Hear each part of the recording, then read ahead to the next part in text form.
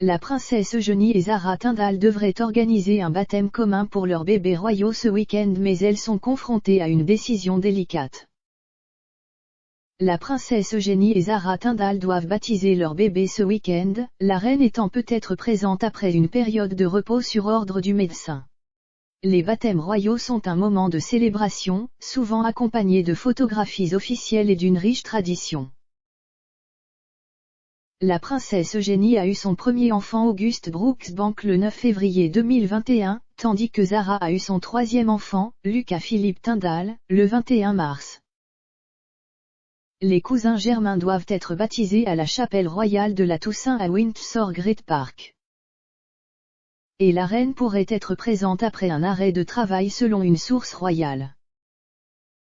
La source a déclaré « Sa Majesté est très désireuse d'être là car elle sait à quel point cela est important pour ses petits-enfants et arrière-petits-enfants. »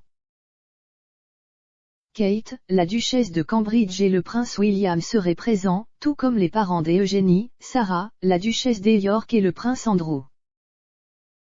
Suivant les conseils de son médecin, la reine a raté les services du dimanche du souvenir et elle aurait consulté son médecin avant d'accepter officiellement d'assister au baptême.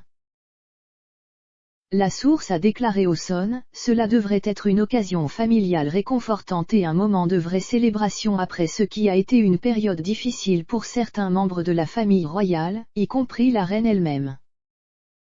Elle a hâte d'assister à un événement aussi merveilleux après la grande déception personnelle d'avoir raté les événements du souvenir de dimanche dernier. Les baptêmes royaux sont ancrés dans la tradition, et la princesse Eugénie et Zara sont toutes deux confrontées à une décision délicate avant le baptême. Les bébés royaux sont baptisés à l'aide de la police Lily et portent une réplique de la robe au niton. Cependant, avec deux bébés baptisés en même temps, la famille royale doit décider qui portera la robe emblématique. Il se peut que Eugénie et Zara décident de ne pas utiliser entièrement la robe, ou même d'échanger entre les baptêmes en fonction de l'ordre du service.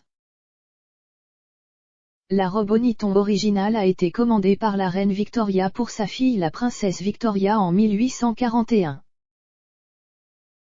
Inspirée de la robe de mariée de la reine Victoria, la robe était faite de soie blanche et d'une superposition de dentelles faites à la main. La robe originale a été portée par 62 bébés royaux pendant 163 ans, avant d'être retirée après le baptême de Lady Louise Windsor en 2004. Une réplique a été réalisée par la conseillère en garde-robe personnelle de la reine, Angela Kelly, puis portée par la prochaine génération de bébés royaux.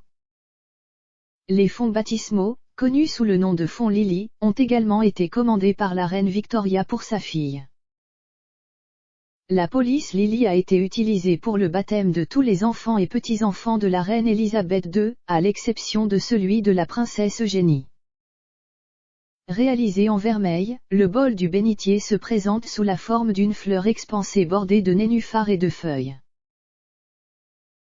La tige est formée de feuilles, flanquée à la base de 3 angelots assis jouant de la lyre sur un socle circulaire avec des armoiries et des supports.